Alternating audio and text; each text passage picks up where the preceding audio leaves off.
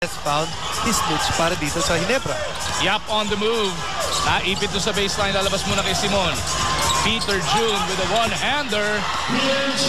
And Barangay Ginebra. Barangay, balik sa inyo. Pero ito San Mick looking like they have woken up in this third quarter. DJ Simon underneath for the reverse. Peter June on the move. Iniwan si LA. The leader is good. Played well. Peter June Simon has played. Timeout na to after this series of hits from San McCovey. Peter June Simon on the reverse, and then he followed it up with this laner.